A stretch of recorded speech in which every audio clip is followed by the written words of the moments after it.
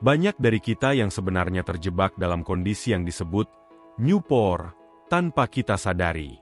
Istilah ini merujuk pada orang-orang yang mengalami kesulitan finansial meskipun mereka memiliki pekerjaan atau penghasilan. Mereka hidup dari gaji ke gaji, terjebak dalam utang, dan seringkali tidak memiliki dana darurat atau aset yang menguntungkan.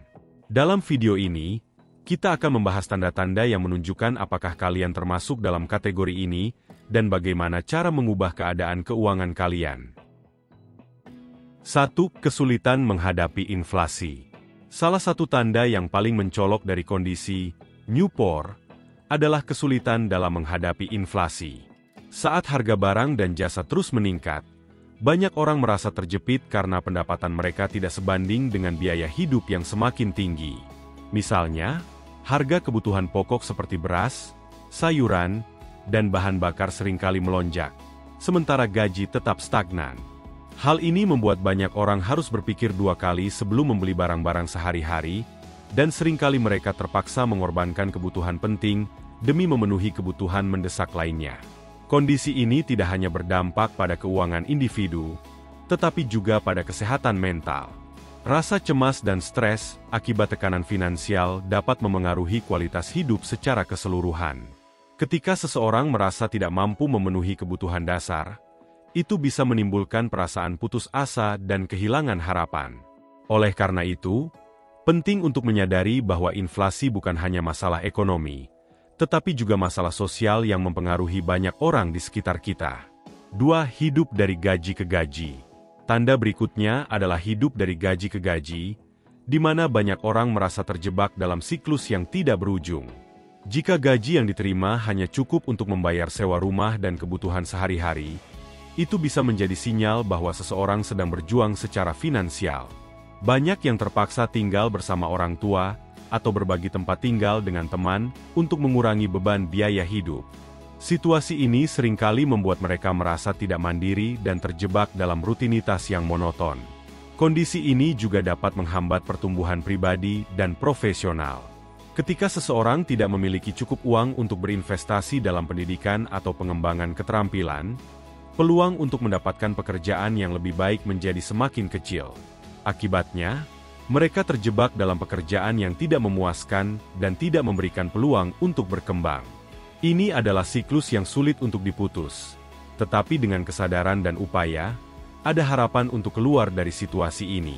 3. Kurangnya dana darurat. Kurangnya dana darurat adalah masalah serius yang dihadapi banyak orang saat ini. Jika seseorang tidak memiliki tabungan minimal untuk keadaan darurat, seperti Rp1 juta, mereka mungkin akan kesulitan saat menghadapi pengeluaran tak terduga, seperti biaya perawatan kesehatan atau kerusakan kendaraan. Tanpa dana darurat, satu kejadian kecil bisa menjadi bencana finansial yang besar, memaksa mereka untuk berutang atau mencari pinjaman dengan bunga tinggi. Kondisi ini menciptakan siklus ketidakpastian yang terus berlanjut. Ketika seseorang tidak memiliki cadangan uang, mereka cenderung merasa cemas dan tertekan, yang dapat memengaruhi kesehatan mental dan fisik mereka. Oleh karena itu, penting untuk mulai menabung, meskipun sedikit demi sedikit, agar bisa memiliki dana darurat yang cukup untuk menghadapi situasi sulit di masa depan.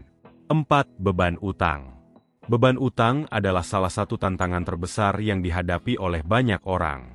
Pinjaman pendidikan, utang kartu kredit, dan pinjaman konsumsi dapat menumpuk dan membuat seseorang merasa tertekan. Jika seseorang merasa selalu kekurangan uang dan terjebak dalam pembayaran utang, itu adalah sinyal yang jelas bahwa mereka mungkin termasuk dalam kategori new poor.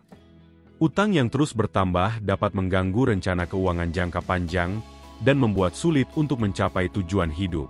Lebih dari sekadar masalah finansial, beban utang juga dapat memengaruhi hubungan sosial dan emosional. Rasa malu dan stres akibat utang dapat membuat seseorang menarik diri dari interaksi sosial, yang pada gilirannya dapat memperburuk keadaan mental mereka. Oleh karena itu, penting untuk mencari solusi, seperti konsolidasi utang atau mendapatkan nasihat keuangan, agar bisa mengelola utang dengan lebih baik dan mengurangi beban yang dirasakan. 5. Menanggung beban keluarga. Menanggung beban keluarga adalah tantangan yang sering dihadapi oleh banyak orang, terutama jika mereka harus membantu orang tua secara finansial. Ketika orang tua tidak memiliki tabungan yang cukup untuk pensiun, anak-anak seringkali merasa terpaksa untuk mengambil alih tanggung jawab tersebut. Ini bisa menjadi beban yang berat, terutama jika mereka sendiri sedang berjuang untuk memenuhi kebutuhan hidup sehari-hari. Situasi ini tidak hanya memengaruhi keuangan, tetapi juga dapat menciptakan ketegangan dalam hubungan keluarga. Rasa kewajiban untuk membantu orang tua bisa membuat seseorang merasa terjebak dan kehilangan kebebasan untuk merencanakan masa depan mereka sendiri. Oleh karena itu, penting untuk mencari cara agar bisa mendukung keluarga tanpa mengorbankan kesejahteraan pribadi. 6. Pekerjaan versus karir. Banyak orang terjebak dalam pekerjaan yang tidak memberikan peluang untuk berkembang. Dan ini adalah tanda lain dari kondisi New Poor. Jika seseorang hanya memiliki pekerjaan yang cukup untuk memenuhi kebutuhan sehari-hari tanpa ada harapan untuk naik jabatan atau mendapatkan gaji yang lebih baik, itu bisa menjadi tanda bahwa mereka perlu mengevaluasi kembali tujuan karir mereka. Pekerjaan yang tidak memuaskan dapat menyebabkan rasa frustrasi dan kehilangan motivasi. Ketika seseorang tidak merasa terinspirasi oleh pekerjaan mereka, itu bisa menghambat pertumbuhan pribadi dan profesional. Mencari peluang untuk belajar dan berkembang, baik melalui pendidikan formal maupun pelatihan keterampilan, sangat penting untuk membuka pintu menuju karir yang lebih baik. Dengan mengambil langkah-langkah kecil untuk meningkatkan diri, seseorang dapat mulai membangun masa depan yang lebih cerah. 7. Tidak memiliki aset yang menguntungkan. Tidak memiliki aset yang menguntungkan adalah masalah yang sering diabaikan. Jika seseorang tidak memiliki investasi yang dapat meningkat nilainya, seperti tanah atau saham, mereka kehilangan kesempatan untuk membangun kekayaan. Banyak orang masih berpikir bahwa kendaraan adalah aset, padahal kenyataannya, kendaraan lebih merupakan liabilitas yang terus menyusut nilainya. Tanpa investasi yang tepat, sulit untuk mencapai kebebasan finansial. Memiliki aset yang menguntungkan sangat penting untuk menciptakan stabilitas keuangan jangka panjang. Dengan berinvestasi dalam properti, saham, atau bahkan bisnis kecil, seseorang dapat mulai membangun kekayaan yang dapat diwariskan kepada generasi berikutnya. Oleh karena itu, penting untuk mulai memikirkan cara untuk menginvestasikan uang dengan bijak dan menciptakan masa depan yang lebih aman secara finansial. 8. Mentalitas hidup sekali.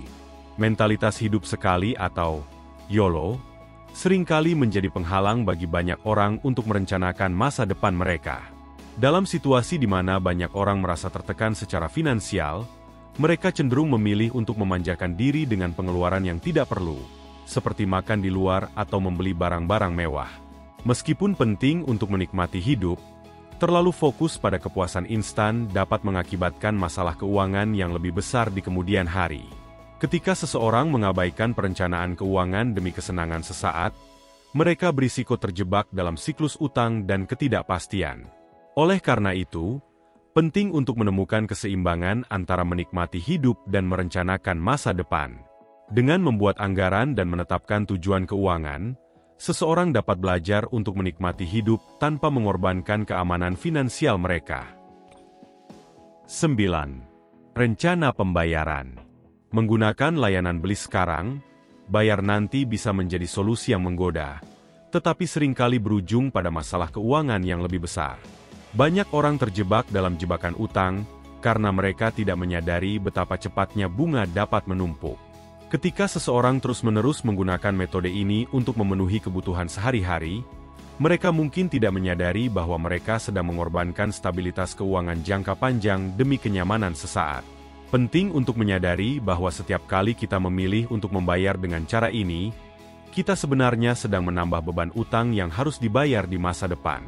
Dengan memahami konsekuensi dari keputusan keuangan ini, seseorang dapat mulai mencari alternatif yang lebih bijak, seperti menabung untuk membeli barang yang diinginkan tanpa harus berutang. Ini adalah langkah penting menuju kebebasan finansial. 10. Membayar lebih untuk kenyamanan. Seringkali, kita terjebak dalam kebiasaan membayar lebih untuk kenyamanan, seperti memesan makanan secara online atau menggunakan layanan pengantaran.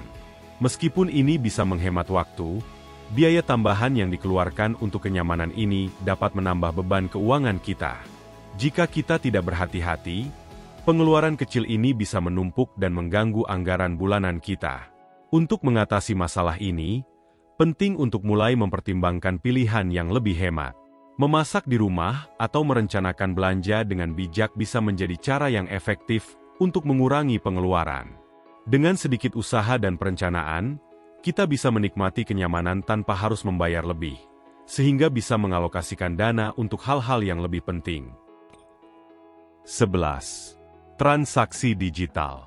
Di era digital ini, banyak orang lebih memilih menggunakan uang digital daripada uang tunai. Meskipun ini menawarkan kemudahan, seringkali kita tidak menyadari bahwa biaya transaksi dapat menggerogoti anggaran kita. Setiap kali kita melakukan transaksi digital, ada kemungkinan kita membayar biaya tambahan yang tidak terlihat, yang pada akhirnya dapat mengurangi nilai uang yang kita miliki. Oleh karena itu, penting untuk lebih bijak dalam memilih metode pembayaran. Menggunakan uang tunai untuk transaksi kecil bisa membantu kita lebih sadar akan pengeluaran dan menghindari biaya tambahan. Dengan cara ini, kita bisa lebih mengontrol keuangan dan memastikan bahwa setiap rupiah yang kita miliki digunakan dengan bijak. 12. Lingkungan sekitar. Lingkungan sosial kita juga berperan besar dalam kondisi keuangan kita. Jika semua orang di sekitar kita juga sedang berjuang, bisa jadi sulit untuk menemukan motivasi untuk berubah. Ketika kita dikelilingi oleh orang-orang yang memiliki pola pikir negatif tentang uang, kita mungkin terjebak dalam siklus yang sama. Mencari pengaruh positif dan mentor yang bisa memberikan inspirasi sangat penting untuk membantu kita keluar dari situasi ini. Menciptakan jaringan dukungan yang positif dapat memberikan dorongan yang kita butuhkan untuk mengambil langkah-langkah menuju perbaikan. Dengan berbagi pengalaman dan belajar dari orang lain, kita bisa menemukan cara baru untuk mengelola keuangan dan mencapai tujuan yang lebih baik. Ingat, lingkungan yang positif dapat membuat perbedaan besar dalam perjalanan kita menuju kebebasan finansial. 13. Merasa terjebak. Banyak orang merasa terjebak dalam situasi keuangan mereka, merasa cemas tentang uang tetapi menghindari kenyataan dari masalah yang ada. Rasa takut dan ketidakpastian seringkali membuat seseorang enggan untuk menghadapi masalah keuangan mereka. Namun, mengakui masalah adalah langkah pertama untuk membuat perubahan. Jika kita terus mengabaikan masalah, kita hanya akan memperburuk keadaan. Menghadapi kenyataan dan mencari solusi adalah kunci untuk keluar dari situasi ini. Dengan mendapatkan informasi yang tepat dan mungkin berkonsultasi dengan ahli keuangan, kita bisa mulai merencanakan langkah-langkah untuk memperbaiki keadaan. Ingat, setiap langkah kecil menuju perbaikan adalah kemajuan, dan tidak ada yang salah dengan meminta bantuan saat kita membutuhkannya. 14. Kesenjangan kekayaan antar generasi. Kesenjangan kekayaan antar generasi menjadi masalah yang semakin nyata. Generasi muda seringkali memasuki dunia kerja dengan lebih sedikit kekayaan dibandingkan orang tua mereka di usia yang sama. Hal ini bisa menciptakan rasa putus asa dan ketidakpastian tentang masa depan. Banyak yang merasa bahwa mereka tidak memiliki kesempatan yang sama untuk membangun kekayaan dan mencapai tujuan hidup yang lebih baik. Penting untuk menyadari bahwa meskipun tantangan ini ada juga banyak peluang untuk belajar dan berkembang. Dengan pendidikan yang tepat dan keterampilan yang relevan, generasi muda dapat menciptakan jalur mereka sendiri menuju kesuksesan. Membangun jaringan dan mencari mentor yang dapat memberikan bimbingan juga sangat penting untuk membantu mereka mengatasi kesenjangan ini. 15. Perubahan pola pikir. Akhirnya, pola pikir kita memainkan peran besar dalam bagaimana kita mengelola keuangan. Mentalitas New Poor dapat menjadi penghalang yang menghalangi kita untuk berusaha lebih baik. Jika kita terus berpikir bahwa kita tidak bisa mengubah keadaan, kita akan terjebak dalam siklus yang sama.